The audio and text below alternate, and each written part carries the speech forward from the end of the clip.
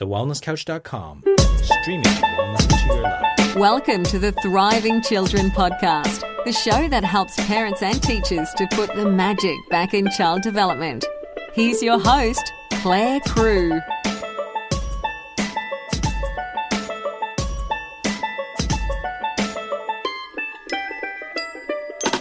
This is episode 42 of the Thriving Children podcast. I'm Clare Crew, and in this episode I'm chatting with Marc Armitage, playworker, writer and researcher in children's play. Welcome to the podcast, Marc. Hello. Hello.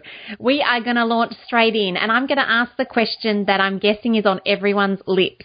What is a playworker? There's a question. It's not like people haven't asked me that question before. So it's the first one. It's a little bit tricky to define because it depends upon whether you're talking about a qualified playworker or somebody who's working in playwork. But in general terms, a playworker is somebody who works with children and young people under the auspices of the Playwork principles. And the Playwork principles are the ethical guideline that the playwork profession uses when it comes to working with children and young people. In a more practical sense, you could say that what playworkers actually do is they provide time and space for children to play. What they don't do is they don't actually play with children necessarily. So in some respects as well, it's actually easier to say what playworkers don't do as opposed to what they do. As for the qualified playworker bit, that's easy. It just means to say that you follow the playwork principles and you have a piece of paper to say that you've gone on a training course to know how to do it properly. Which I believe you have. I've done a few, yes. Yes. So maybe you could share a bit about your journey and how you came to be a playworker. Well, initially, I was conned because I didn't know what playwork was. I'm so old, remember, that I kind of entered the workforce in the Thatcher years in the UK when, it was grim. It was grim up north. It was awful. And like my dad at the time, we both got made redundant from our jobs. And for myself, when a job came up as a playworker, even though I didn't really know what it was, I thought I need to take this because I just simply haven't got a job. So I took it, and it literally took me, I think, 4 to 6 weeks to think, yeah, I could do this for a while. And 30 years later, I'm still there. So it all kind of happened the way it was meant to then? It all happened very serendipitously. And when you look at playworkers of my generation, it actually is a pattern. Because the very first paid play workshop job that I did was one of these government-created one-year training schemes to bring the unemployment level down.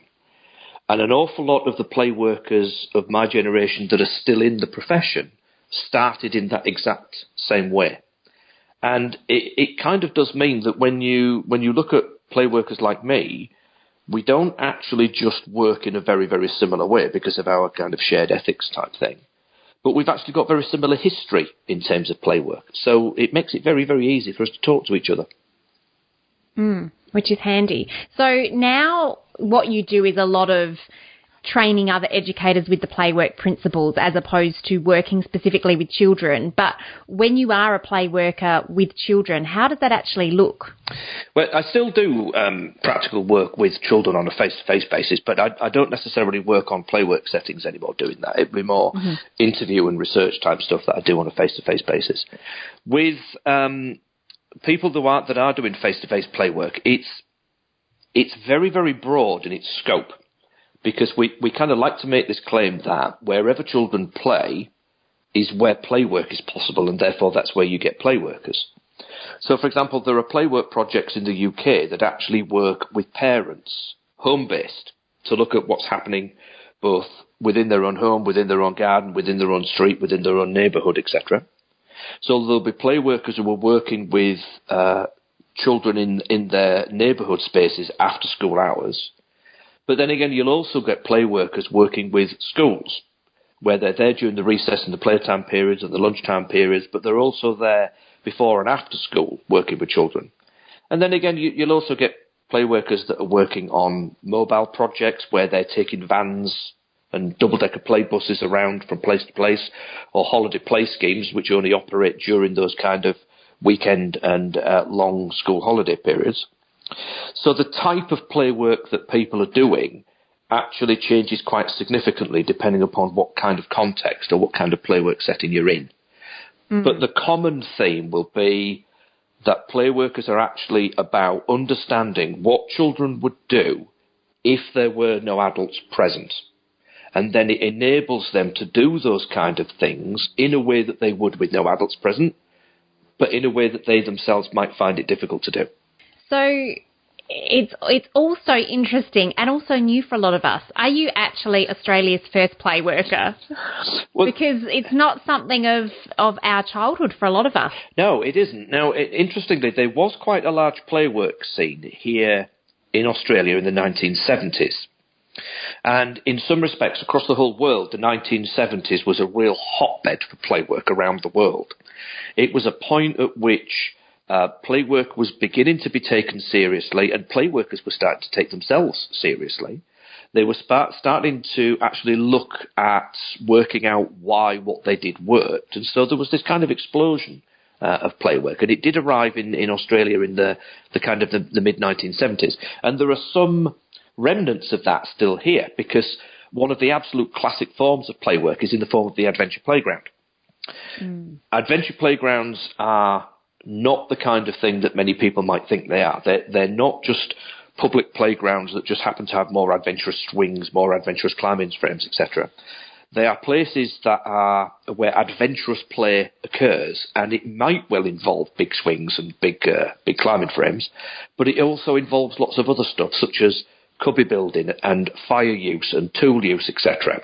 And playwork, adventure playgrounds have trained playworkers on them. That's what makes an adventure playground an adventure playground. So we've probably got a significant number of places in Australia that call themselves adventure playgrounds, which are not, but we've actually also got 5 real adventure playgrounds in Australia, and they all kind of date from that late 1970s, early 1980s period. So no, I'm by far, I am not anything like the first playworker in Australia. You might say that I'm amongst the first of a new wave, because we're clearly seeing a resurgence in interest in playwork. Very much needed. So, in actual fact, I'm just too young to have seen it. Far too young. And, the playwork thing. And so am I. I'm far too young. I don't remember the 1970s at all. Of course not. So, Mark, I'd love to hear your thoughts. Why, in your mind, are children having less time to play now? Or maybe they aren't. Like, I'd just love to hear your take. Okay, well, I kind of have a view on this, which may be a little bit out of people's ordinary experience, because the question whether or not children are playing less than they did is actually a non-question if you think about it.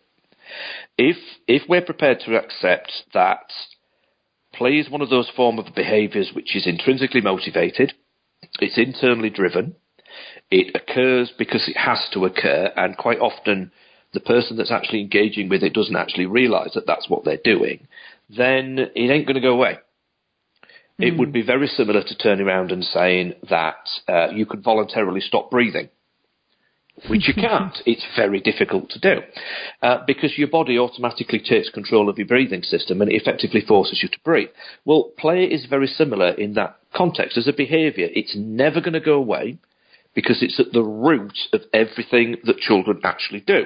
Now, having said that, it is possible to see a reduction in the amount of time being spent playing.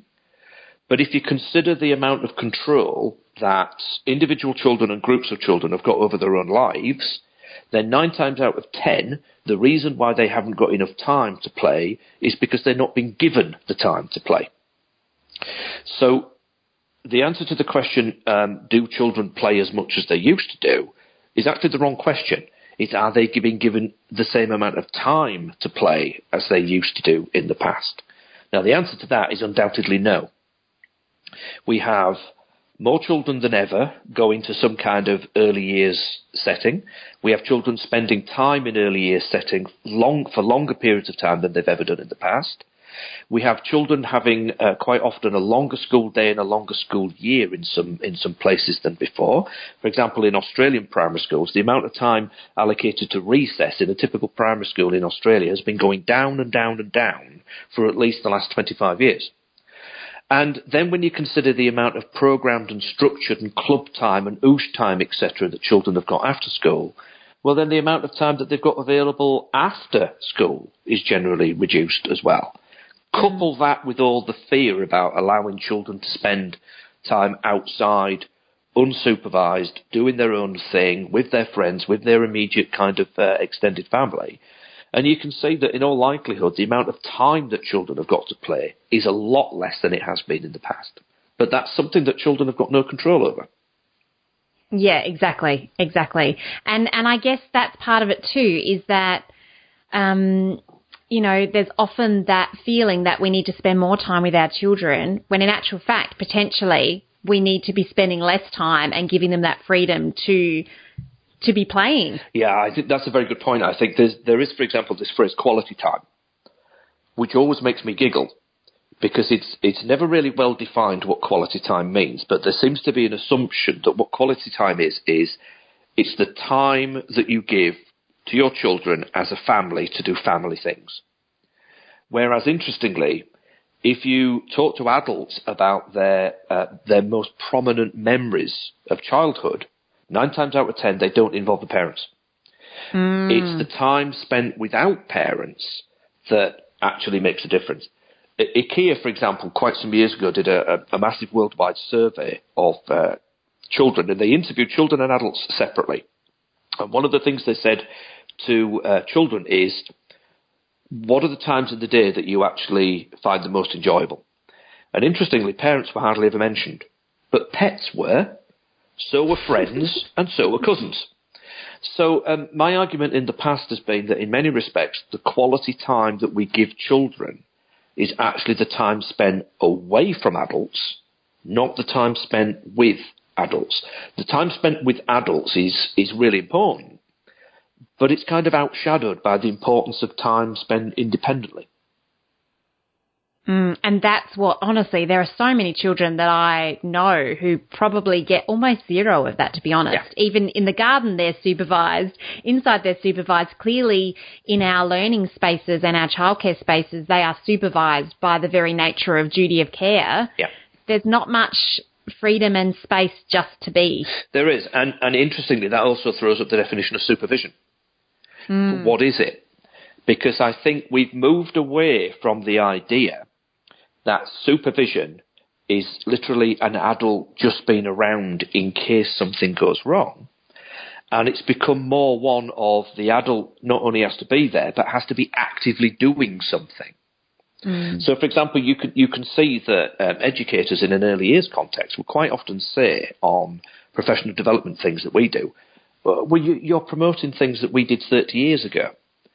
And to a certain extent, that's kind of true.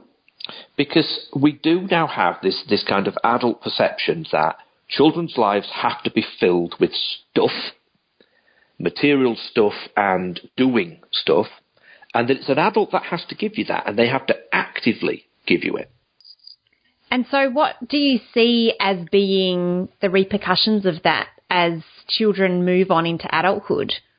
Well, I think we can see some of the outcomes of that. I mean, the whole idea of children becoming heavier and less healthy is something that we can see in a research context, although I don't think it's necessarily as strong as some people maybe advocate that it is.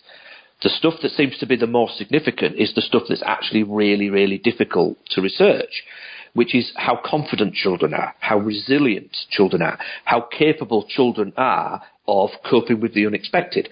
Because when you think about it, those are actually the skills that adults require more than anything else. It's brilliant being able to add up, but it's actually much more important that if something goes wrong in your life, you need to be able to cope with it in some way. And those kind of soft skills, they can't be taught.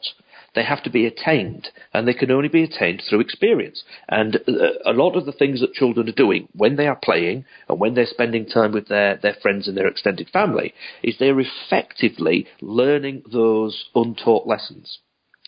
Those are the kind of things that kind of don't really interest people in a great deal, partly because they're so difficult to measure, but also because people just kind of shrug it off and say, oh, well, that's the kind of stuff that it just happens.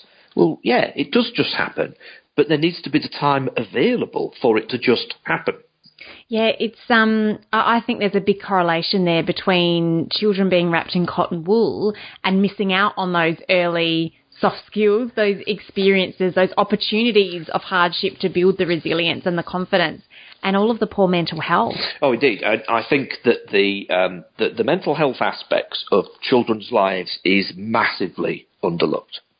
I think that whole kind of idea that children might be unhappy is something that is just taken as, well, you know, they're children. That's what happens. They complain about the least tiniest little thing. But the thing is, the more unhappy you are and the more continuously unhappy you are, the more depressed you will be. Now, I think if we were doing to many adults what we often do to children, there would be this massive backlash against the mental damage that we were doing to adults. We don't think about children in that way at all. It's kind of as one of the things about growing up. Well, it isn't. It comes back again to this thing about being able to have the time to be able to work these things through. Which a lot of children aren't getting. Exactly. So shifting gears a little bit, there's a quote of yours that I'd love to dive into. The extraordinary in children's play is actually in the ordinary and the everyday. Yes. Yes, I think you can see that pretty much every day when children are playing, can't you? You can see, within Playwork, for example, we have this concept of the play cue, of children giving off the signal that they need to play, and of other people around them and objects around them and the spaces around them, etc., also giving off subtle hidden messages. And every now and then the two things come together and they spark something. And the thing that they spark off is sometimes really difficult to work out what it was. Sometimes we can see children sat down on the ground, massively engaging in something, concentrating on something so hard that the rest of the world around them just completely disappears. And when you get a little bit closer and you're trying to work out, well, what is it what is the thing that is that they're focusing on that's creating so much attention? It's impossible to work it out. It seems such a tiny incidental thing, and yet it takes on massive importance.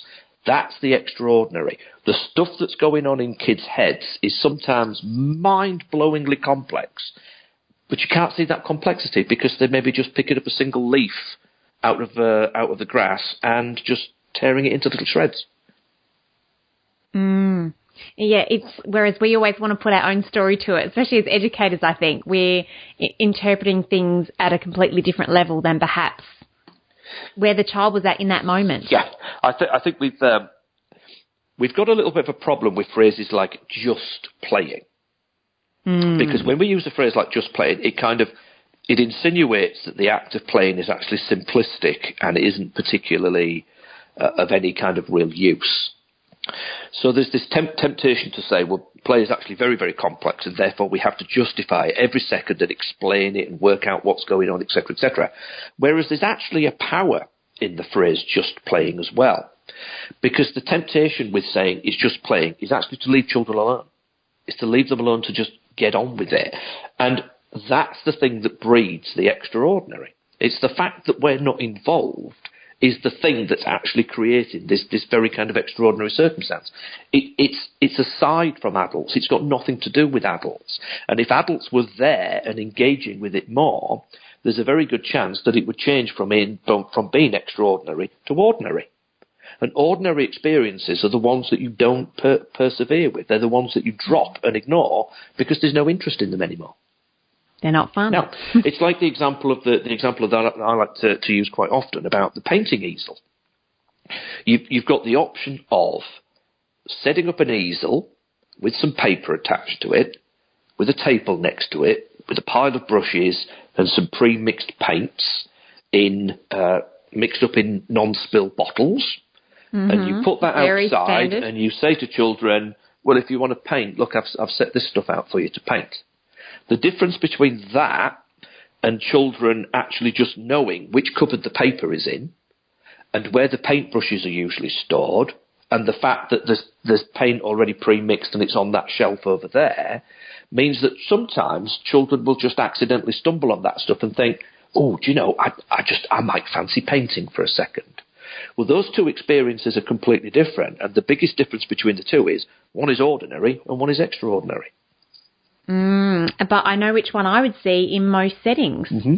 I would see the ordinary one. That is just so standard, and normally the paints are not where children can access them to set up an activity like that themselves. No, exactly. I think it's very frustrating sometimes to hear settings and centres turn around and say, well, I've been told by my regulator, by inspectors, that I have to set things up so that children know where things are. Because knowing where things are gives them the structure to be able to make choices and go and do this, that, the other, etc. But forgetting the phrase that familiarity breeds contempt.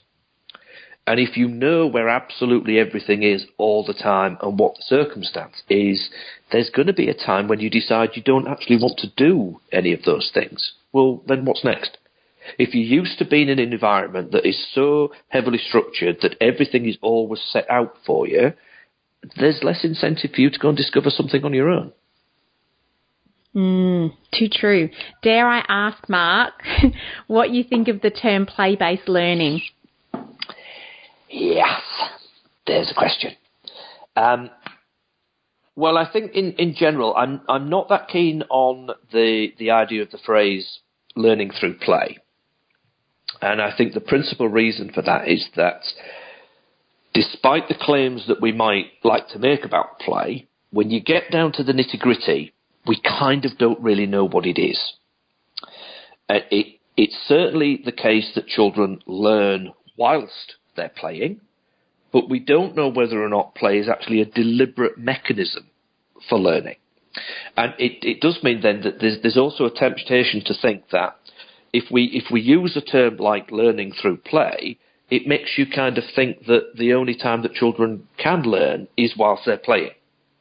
So we've fallen into that trap, I think, sometimes, especially within an early years context, of people thinking that play specialists and play work specialists like me are turning around and saying children should be playing all the time and there should be no such thing as intentional teaching. Well, that's not what we're saying. What we're saying is that play is one thing, learning is another thing, and there's a big overlap between the two, and there are big connections between the two, but the two are actually two different things. And it's useful to actually be able to look at these things as two different things, because there are some experiences that children will never pick up as a result of playing. The old adage, for example, about that if you've got a child who happens to have two oranges, and in the middle of some kind of game, one of the children gives an orange to the other one, then they know that they've got half of what they had before. But they don't know it's called half. And they don't know that 2 minus 1 is 1. So there are artificial concepts there that are only really going to come from somebody else. They're going to have to be directly put in your head. Now, the number of those things is tiny compared to what it is that children really need in their lives, all that kind of stuff that we talked about before, the resilience, etc., etc. And it also calls into question who the teacher is. Because we have this terrible habit of assuming that the person who needs to pass on the skills, the knowledge and the experience that you might not necessarily pick up as a result of playing needs to be an adult, needs to be an educator, a teacher. Whereas that isn't necessarily the case. If we have younger, less experienced children who are in the same environment as older, more experienced children, then it just so happens that an awful lot of those skills and knowledge things come from the older child to the younger child. But they happen in the context of play. So I think rather than a phrase like play-based education or learning through play, somebody like me would be much happier with a phrase like learning and play. Definitely. Things that are side by side often, but not exclusive. Exactly. In fact, if you took a really hard view on this in a playwork context, and I mean a really kind of extreme playwork view of this, there are those playworkers that will say that when an adult is involved, it is not play. As soon as an adult becomes engaged, it automatically becomes teaching and learning, because we have an agenda, we have an adulteration. When somebody sits down next to a child that's playing toy cars and asks a question like, how many toy cars have you got? They're not asking that in order to extend children's play. They're asking that as part of a learning experience and a teaching experience. The play at that point stops. Stops, yeah. Yeah, that makes perfect sense. And that's where I think so often we need to have that deeper respect for flow when children are playing, to minimise those interruptions. I notice it myself as a mum. Like, I might have something that I need to communicate while it's on the top of my mind, but if my children are in flow with their play, I'll make sure that I tell them that later. Yeah. As soon as you interrupt, it just it ceases to be, and they can't get back into that zone again. Yeah, absolutely. I think for somebody like myself that's actually got a foot in the Playwork sector and a foot in the early years sector and a foot in the primary school sector, it's interesting that I can actually see the differences between the way that those three sectors work. And if there's one major difference between the way that Playworkers operate and the way that those other two sectors operate, it's in the fact that Playwork is not in the business of deliberately providing experiences for you to achieve whilst you're playing. Playworkers might set up a space and they might provide materials and they might set up some kind of almost contrived situation for children to be able to experience. But they're not doing that with any extrinsic goal in mind. They're doing it with the idea that this is something, this is a space, this is a thing which you might like to play with. And if you play with it, great. And if you don't, you don't. But they will watch the flow of that play. They will watch the play flow. And there are times when play workers can add to what children are doing. They can add to that flow by being very subtle in introducing something, introducing an object, introducing a space, etc. But the way that they do it necessarily involves no verbal contact, no physical contact, and no eye contact. And it's that makes them very different to early years educators and teachers who are much more upfront in extending children's play through flow. They will ask questions. They will say, would you like this? Or have you considered this? They'll deliberately give objects. They'll point a child to another space and say, I wonder what would happen if you did this over there. That's an approach that play workers are not going to take. But interestingly, that Playwork way of doing it is much closer to the way that children themselves would do it on their own if there was no adult present. Which is why Playwork is so powerful. I think so. I think there are people that get very worried about a Playwork approach. There are people that will turn around and say, well, I've been on your training course, I've heard what you've said, I've seen Playworkers operate, you just seem to be standing around not doing anything. And what they seem to forget is that a Playworker's head is racing all the time. Because they're watching the play space to see what play frames are where. Why is the play frame there rather than over there? They're trying to anticipate what the flow of that will be. How is that play likely to change from what they're doing now to what they might be doing? And they're anticipating all the time, should I be doing something at this point to give them more opportunities and more choices? That's mentally exhausting. And sometimes it can be physically tiring as well. But operating with a kind of a Playwork way of working is not any easier than a more kind of directed, more kind of I will definitely kind of support you in your play. It's actually quite often a lot more exhausting.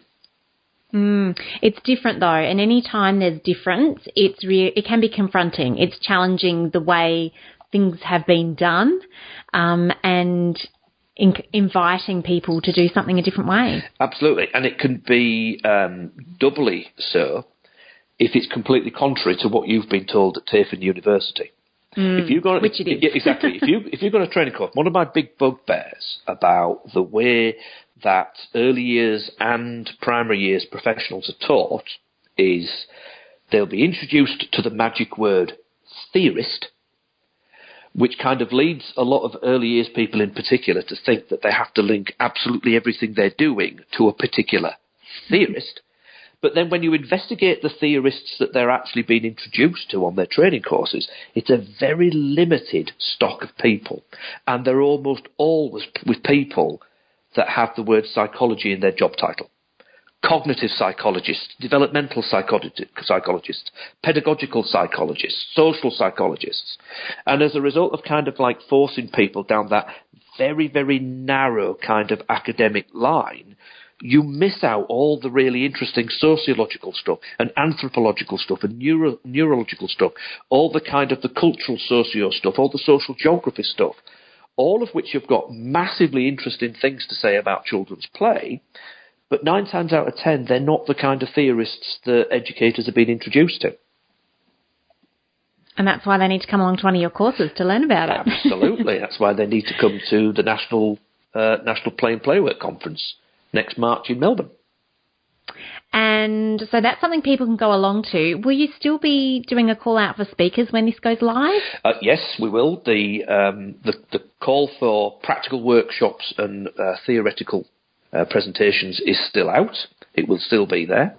Mm-hmm. And if people go to the Malarkey website, which is malarkeyplaywork.com.au, you'll see the call for papers there and people can make a submission. We've made this very kind of definitive kind of stance that the people that we want presenting at our conference events should be the kind of people who actually come to our conference events. So, for example, we like the idea of people who haven't presented very often. We like the idea of them being able to come and say stuff. We like the idea of people who have got new experiences to share, coming and doing something on that. We like the idea of people who have been introduced to Playwork, coming and running a practical session on, well, this was the effect of what happened when I introduced this, that and the other. So when you come to one of our conferences, you will get the big names and you will get the really interesting, up-to-date kind of stuff. But you'll also get people who are basically doing the same kind of thing that you do on a day-to-day basis in your own place of work. And for anyone listening whose interest is piqued, I really encourage you to put a submission through to be a speaker. I was a speaker in March this year, and it was a brilliant experience. And I loved having such diverse presentations that I could go and sit in on, as well as presenting, and also just the people that I met and connected with, like you, Mark. It was great from that point of view. Yeah, and to be honest, that's one of the principal aims of the conference. For me personally, one of the really interesting things about a Playwork approach, and it's one of the things that's kept me in Playwork for so long, is the fact that it's multidisciplinary, multi-approach, multi-sector. And when you go to a Playwork event, you don't just get early years professionals in the room. You get early years professionals, you get primary school teachers, you get parks and playgrounds people, you get designers, you get health people, physical and mental health people, you get designers, you get safety people. You get such a mishmash of people in the room that they're the kind of people that you wouldn't ordinarily speak to. And yet when you actually do start to speak to them, you kind of realise that there is this one common theme of play. And there's stuff to learn from everybody. So the National Play and Playwork Conference is deliberately a multi-sector event. And that I found super interesting because obviously from an education point of view, I was expecting fellow educators to be there, but to actually hear from place-based designers and things, that was phenomenal. Yeah, it's interesting, isn't it? And it's those serendipitous things. It's that kind of thing where you might think to yourself, John, I can see the title of this workshop and I'm not 100% sure about it because it doesn't sound like anything I do at work. But I'll go and listen to it because it might be interesting. And then suddenly in the middle of the session, you suddenly think to yourself, well, actually, this really is significant to what I'm doing. And we had so many people come up to us both during the conference, which we held in March 2016, and also put on their evaluation sheets, who said things like, I picked up stuff that I would never have considered, because I don't see it on the kind of training courses that I usually go to that are very specifically about my field of work. That's what we want. And I think too, if I was looking at the speakers and the workshops I could go to and I had to commit a full day to hearing someone, I would also be less inclined to go to something that's a bit left of field to me professionally. But because there's these short presentations, you're happier investing time in something quite new. Absolutely. I think there's a very good case for when you go to a major training event, for everybody to listen to the same person at the same time. So you're all listening to one big presentation when you're all in the same room. There's a case for that kind of thing. But there's also a case for getting the opportunity to do lots of stuff, that then gives you lots of ideas and lots of things to think about. Well, what we're effectively doing with the Play and Playwork conferences, we're giving you both, because you do get those big all-encompassing kind of keynote presentations, but you get as many choices as you can possibly pack in. For example, the way that our conference is structured, you would probably ordinarily get one keynote speech and maybe two major breakout sessions where you've got lots of choices to make. Well, the way that we've structured our conference is you get a keynote speech at the beginning of the day, you get 3 breakout sessions throughout the day, and you get another keynote speech at the end of the day. So you're getting this huge range of different voices, different speakers, different topics, and different ways of listening and doing.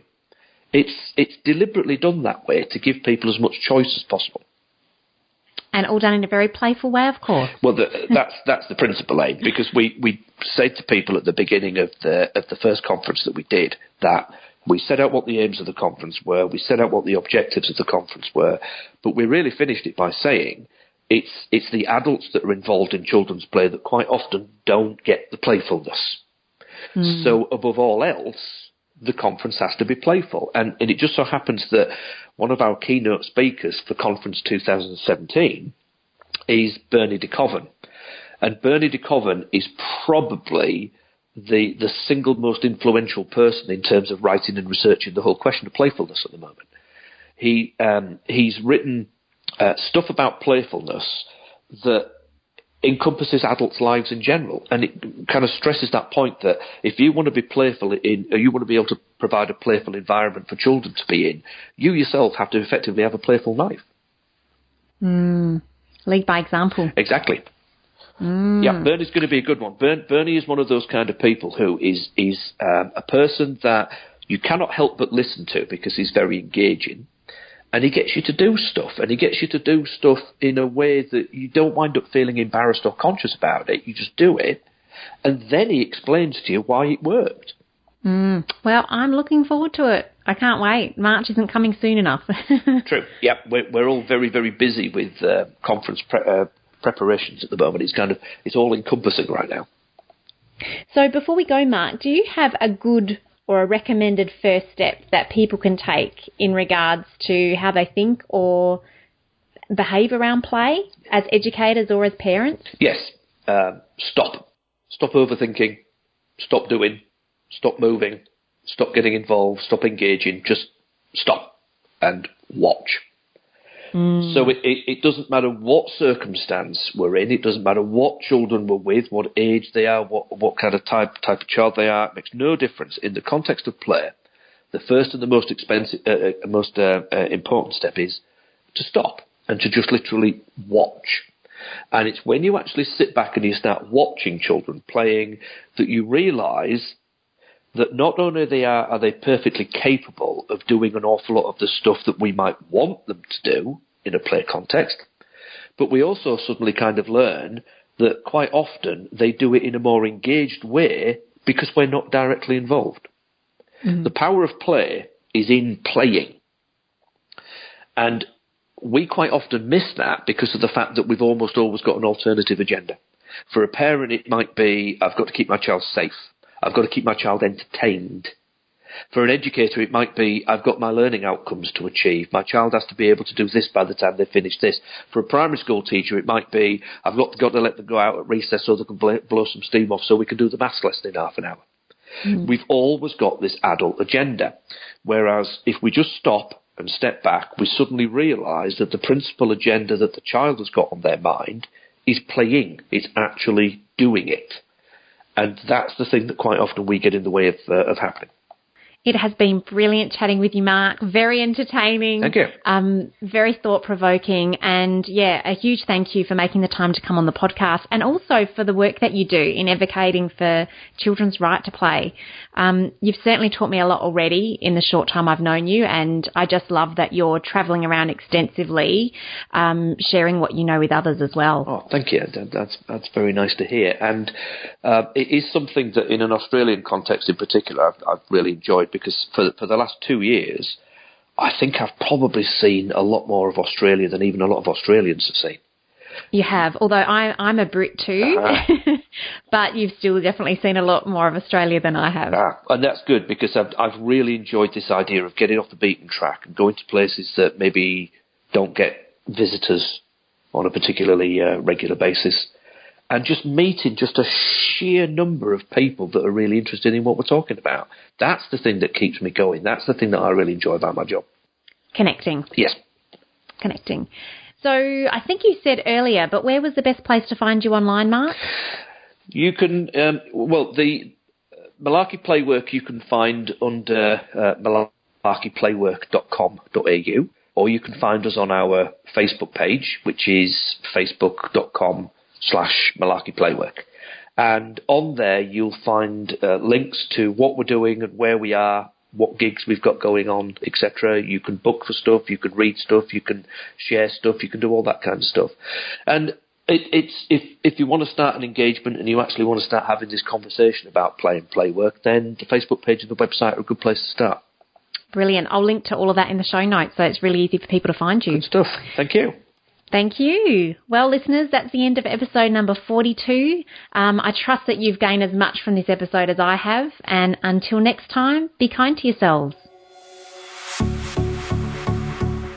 This has been a production of TheWellnessCouch.com. Check us out on Facebook and join in the conversation on Facebook.com/The Wellness Couch. Subscribe to each show on iTunes and check us out on Twitter. The Wellness Couch, streaming wellness into your lives. Whilst the Wellness Couch presenter endeavor to provide accurate and helpful information to their listeners, these podcasts cannot take into account individual circumstances and are not intended to be a substitute for health and medical advice from a qualified health professional. You should always seek the advice of a qualified health professional before acting on any of the information provided by any of the Wellness Couch podcasts.